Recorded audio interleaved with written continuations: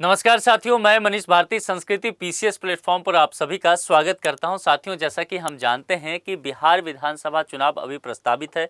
अब तो तारीख की घोषणा भी की जा चुकी है, लेकिन इससे जुड़ा हुआ विवाद क्या रहा, वह चुनाव आयोग के एसआईआर कार्य कराने से, यानी कि वोटर पुनरीक्षण को लेकर के जो बातें की गई और यह मसला पीआईएल के माध्यम से सुप्रीम कोर्ट तक पहुंचा। आप जानते हैं कि चुनाव आयोग ने 11 डॉक्यूमेंट की बात किया गया था, जिसमें आधार कार्ड नहीं था। सुप्रीम कोर्ट ने बाद में कहा कि 12वें डॉक्यूमेंट के तौर पे आधार कार्ड को भी ऐड कीजिए।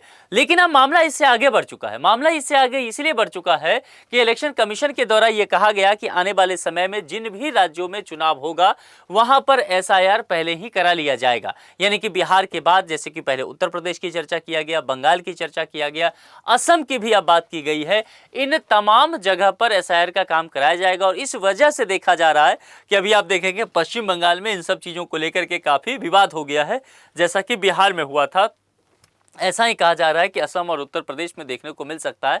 लेकिन इलेक्शन कमीशन की नज़र जो है वो घुसपैठियों पर है कि घुसपैठियों को कैसे वोटर लिस्ट से बाहर किया जाएंगे, उस पर विस्तार से चर्चा करेंगे। उससे पहले संस्कृति आईएएस के द्वारा आपको ये दिवाली स्पेशल ऑफर दिया जा रहा है, जिसकी वैलिडिटी 22 अक्टूबर तक है। पीसीएस फाउंडेशन कोर्स की अगर चर्चा करेंगे, विभिन्न पीसीएस कोर्सेज पर आपको ये 60 से 75% तक का ऑफ देखने को मिलेगा। 10% आप एक्स्ट्रा इसमें भी ऑफ ले सकते हैं। ये कॉन्टैक्ट नंबर और डिटेल्स दिया गया है, इस पर जुड़ करके बाकी जानकारी आप ले सकते हैं, फिर अपने मनचाहे कोर्स में नामांकन करा सकते हैं।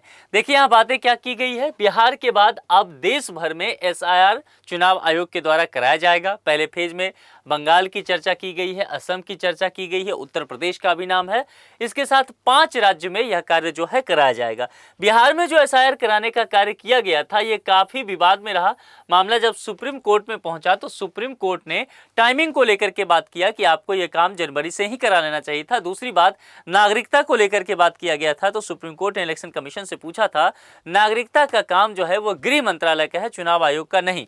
लेकिन यहां पर यह मसला आगे चल के आधार कार्ड से भी जुड़ा। हालांकि बिहार में फिर ये सारे काम किए गए और सुप्रीम कोर्ट के दिशा निर्देश के आधार पर ही देखने को मिला, ठीक है। लेकिन अब यह मसला जो है बंगाल और असम तक जा रहा है, और ये दोनों राज्य ऐसे देखेंगे जहां पर इन सब चीजों को लेकर के पहले भी विवाद रहा है। चुनाव आयोग बिहार के बाद अब देश भर में phase wise special intensive revision यानी एसआईआर, समान शब्दों में वोटर लिस्ट वेरिफिकेशन कराएगा। मुख्य उद्देश्य क्या है कि जो फर्जी वोटर हैं, घुसपैठिए हैं, उनको बाहर किया जाए और जो सही मायने में मतदाता हैं उनका नाम ही वोटर लिस्ट में रह सके, ठीक है।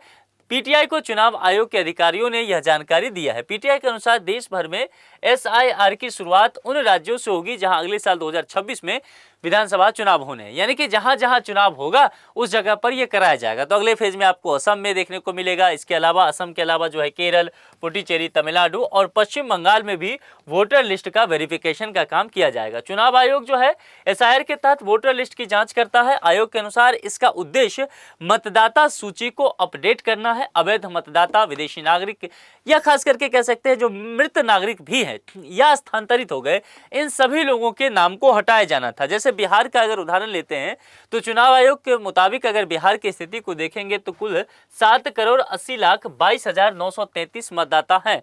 वोटर्स का वेरिफिकेशन जो है वह 2.93 करोड़ यहां पर रहा और वोटर लिस्ट से बाहर जो है 65 लाख लोगों को यहां पर किया गया। तो कुल मिलाकर के देखा जाए तो यहां पर बिहार का यह काम जो रहा काफी दिलचस्प रहा और एक तरह से विवादों में भी घिरा हुआ रहा। यहां पर चीफ इलेक्शन कमीशन की बात यहां पर किया जाए तो इन्होंने कहा है कि सभी राज्यों में एसआईआर का काम करने की तैयारी की जा रही है। और ये जानकारी देना था कि आप समझते हैं कि विभिन्न राज्यों में इस बात को लेकर के निश्चित तौर पर विवाद भी हुआ है। चूंकि ये मसला जो है ना एक तरह से सिर्फ वोटर लिस्ट का नहीं है, कहीं न कहीं प्रत्येक राज्य में जहां पे अलग अलग पार्टियां हैं आप वहां देखेंगे तो एक तरह से राजनीतिक मसला बनता हुआ जा रहा है, ठीक है। और फिर कहा गया कि जहां जहां एसआईआर का काम हो जाएगा इसके बाद वहां पर जो है चुनाव की तारीखों की घोषणा की जाएगी। अब यह प्रोसेस कैसे चलेगा जरा इसको देखिए।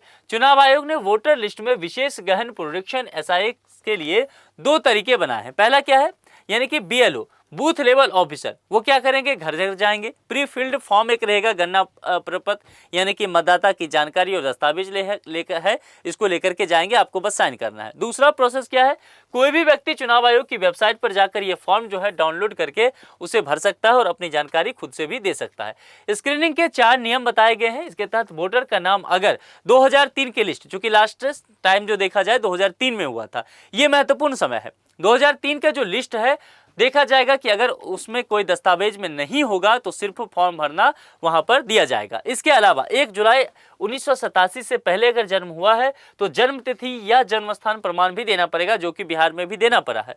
1 जुलाई 1987 से 2 दिसंबर 2004 के बीच जन्म हुआ तो जन्म तिथि और जन्म स्थान दोनों का प्रमाण देना पड़ेगा, और 2 दिसंबर 2004 के बाद जन्मे हैं तो जन्म तिथि, जन्म स्थान का प्रमाण और माता पिता के दस्तावेज भी देने पड़ेंगे। तो कुल मिलाकर के ये जो प्रावधान है, इसी प्रावधान को उलझाऊ बताया जा रहा है, और बहुत सारे लोग कह रहे हैं कि जन्म का प्रमाण पत्र कहां से आएगा, बहुत सारे लोगों के पास नहीं है। तो इन सब चीजों को लेकर के कहीं न कहीं प्रश्न उठता जा रहा है और इसीलिए विवाद होता जा रहा है। मुख्य रूप से देखा जाए जैसे कि बंगाल में अभी से ही विवाद की स्थिति उत्पन्न हो गई है एसआईआर को लेकर के, और आगे चलकर के ये विवाद जो है और गहरा सकता है। बाकी इस विषय पर आप लोग क्या सोचते हैं कि आने वाले समय में जिन राज्यों में एसआईआर का काम किया जाएगा, आपको क्या लगता है कि यह सफलतापूर्वक हो पाएगा, या यह मसला भी सुप्रीम कोर्ट में जाएगा और वहां कहीं दिशा निर्देश से हो सकता है? अपने विचार आप कमेंट बॉक्स में लिख करके बता सकते हैं। आज के लिए इतना ही। जुड़ने के लिए आप सभी का बहुत बहुत शुक्रिया। Thank you so much.